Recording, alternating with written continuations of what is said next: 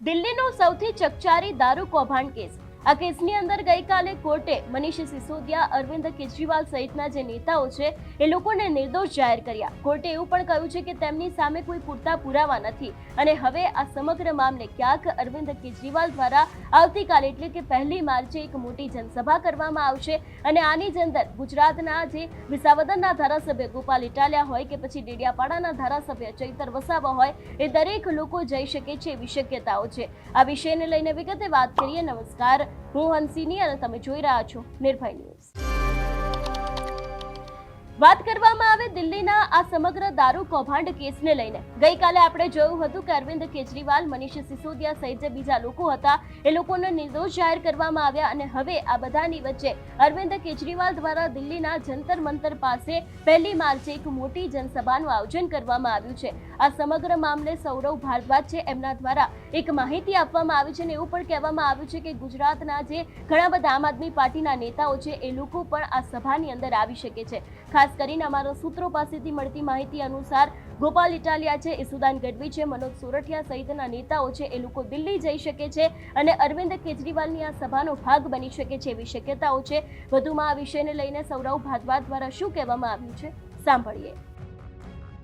1 मार्च है, सुबह 11 बजे अरविंद केजरीवाल जी और हमारी सारी नेशनल लीडरशिप, चाहे गुजरात के नेता हों, चाहे गोवा के नेता हों, चाहे पंजाब के नेता हों, चाहे दिल्ली के नेता हों, तमाम नेशनल लीडरशिप जो है कल जंतर मंतर पर एक बड़ी सभा को आयोजित कर रही है. अरविंद केजरीवाल जी उसके अंदर अपनी बात रखेंगे और मुझे लगता है कि उससे जो आवाज निकलेगी वो पूरे देश में वो आवाज गूंजेगी. तो हम सबको कल जो अरविंद केजरीवाल जी कहेंगे जंतर मंतर पे उसका इंतजार है. कांग्रेस कह रही है कि ले हुए हैं, बीजेपी कमजोर हो रही है इसलिए इनको निकाला, फ्री हैंड दे दिया ताकि यार कांग्रेस को नुकसान कर सके. क्या सच्चाई है? देखिए, कांग्रेस के अंदर 5 बड़े नेता हैं.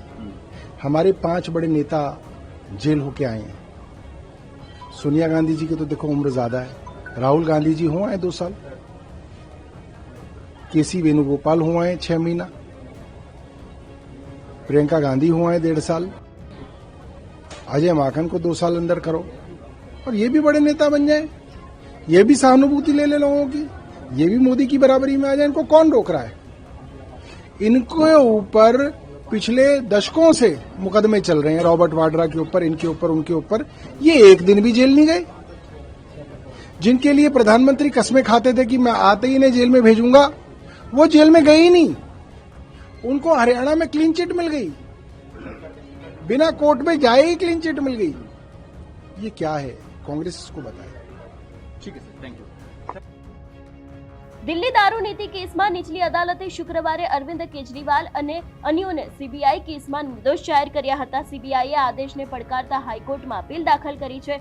એટલું જ નહીં, કોર્ટે શુક્રવારે પૂર્વ મુખ્યમંત્રી અરવિંદ કેજરીવાલ, પૂર્વ નાયબ મુખ્યમંત્રી મનીષ સિસોદિયા સહિતના જે વ્યક્તિઓ છે એ લોકોને નિર્દોષ જાહેર કર્યા છે. આ કેસમાં બહુચર્ચિત એક્સાઇઝ નીતિ સંબંધિત કથિત ભ્રષ્ટાચારનો સમાવેશ થાય છે. કોર્ટે પોતાના ચુકાદામાં જણાવ્યું છે કે પહેલી દ્રષ્ટિએ કોઈ પણ ગુનાહિત કાવતરું જોવા મળ્યું નથી. જોકે કેજરીવાલને મની લોન્ડરિંગ કેસમાં રાહત આપવામાં નથી આવી. કોર્ટે સીબીઆઈ કેસની સુનાવણી કરી છે, પરંતુ ક્યાંક ને ક્યાંક હવે આ સમગ્ર મામલે સીબીઆઈએ આદેશને પડકારતા હાઈકોર્ટમાં પણ અપીલ દાખલ કરી છે. એટલે આ કેસની અંદર ક્યાંક મોટો વળાંક આવી શકે છે એવી શક્યતાઓ પણ છે.